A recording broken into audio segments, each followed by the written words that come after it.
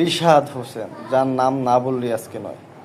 আজকে ম্যাচের টার্নিং পয়েন্টে, ক্রুশিয়াল মোমেন্টে দুইটা উইকেট নিয়ে আজকে ম্যাচটা ঘুরিয়ে দিয়েছে রিশাদ হোসেন। একটা লেগ স্পিনার যে কত দরকার দলে, আজকে কিন্তু সেটা সে প্রমাণ করে দিয়েছে। যেখানে 6 ওভারে নেদারল্যান্ডের দরকার মাত্র 55 রান, তখনও উইকেট অনেকগুলো ছিল, 4টা মাত্র উইকেট পড়েছে।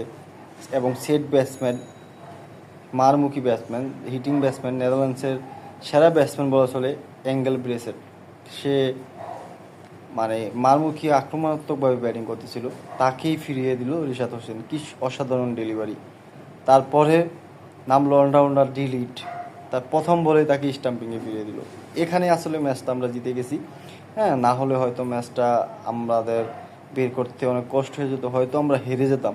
তো রিশাদ হোসেনকে ধন্যবাদ। সেই সাথে আজকে সাকিব ফর্মে ফিরে এসেছে। দীর্ঘ 368 দিন পর সাকিব 50 করেছে।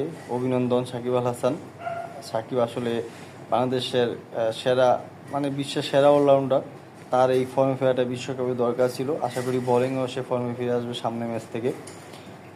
আর আমরা ইনশাল্লাহ সুপার 8-এ যাব, সেমিফাইনালে যাব।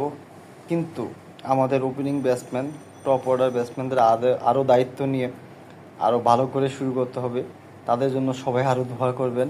লিটন, শান্ত, এদের জন্য সবাই বেশি বেশি দোয়া করবেন।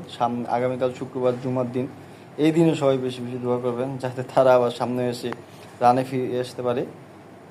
সবাইকে, সকল টিম মেম্বার সবাইকে ধন্যবাদ। অভিনন্দন বাংলাদেশ ক্রিকেট টিম, অভিনন্দন রিশাদ হোসেন। এবং অসাধারণ বল করেছে আজকে মুস্তাফিজুর রহমান, ভালো ব্যাটিং করেছে সাকিব আল হাসান। সবাইকে ধন্যবাদ।